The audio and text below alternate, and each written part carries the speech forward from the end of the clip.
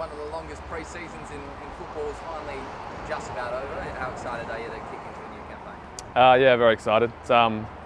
Hopefully don't have to ever do a 4-month pre-season ever again.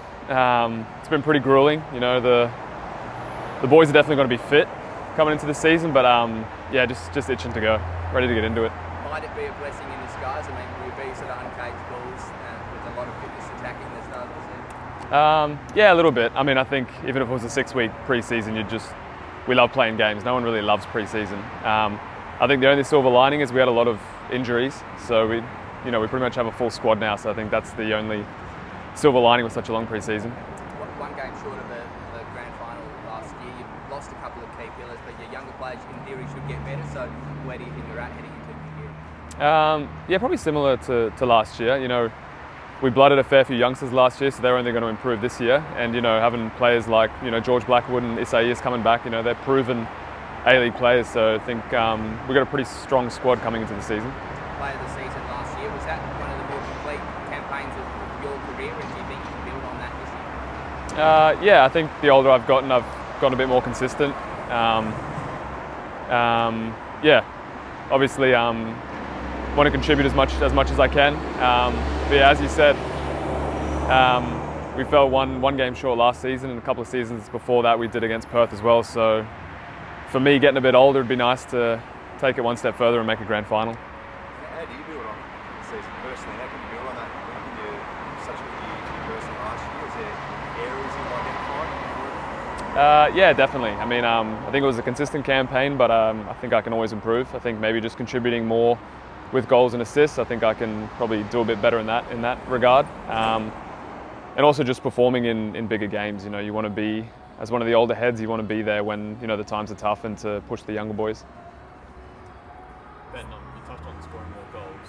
What's the main thing for you in order to get that tally up? I think not to overthink it, to be fair. I think if you focus too much on individual stats, then often, you don't score goals or get assists. I think if you go in wanting to help the team to win, then they just naturally come. So I think, yeah, just, working hard and pushing and getting in the right positions, and then 9 times out of 10, you'll score a goal.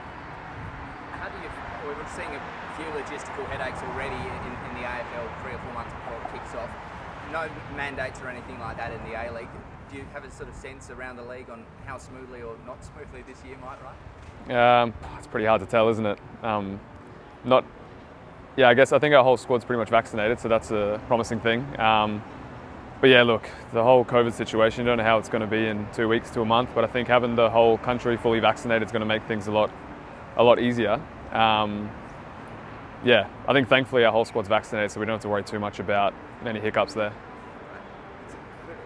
If a teammate was to refuse to get vaccinated, how would, not perceived, but how would that all go about and how would you guys address it?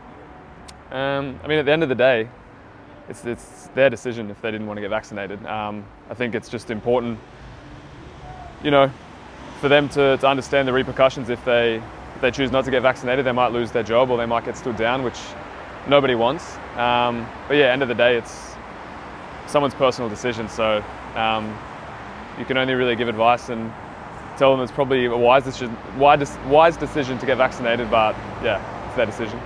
How much communication does the league have with the players on this? Because obviously, I mean, borders to Perth are only open to certain states. It's going to be a headache in the next few months. How much communication do you have with the league as players? Yeah, they've made it pretty clear, the clubs, and we've spoken to the PFA, the union that we have. They obviously haven't mandated it, but if, airlines don't allow you to fly if you're not vaccinated, or if, you can't enter stadiums if you're not vaccinated, they've made it pretty clear that it's going to be quite tricky logistically, as you said, if you're not vaccinated.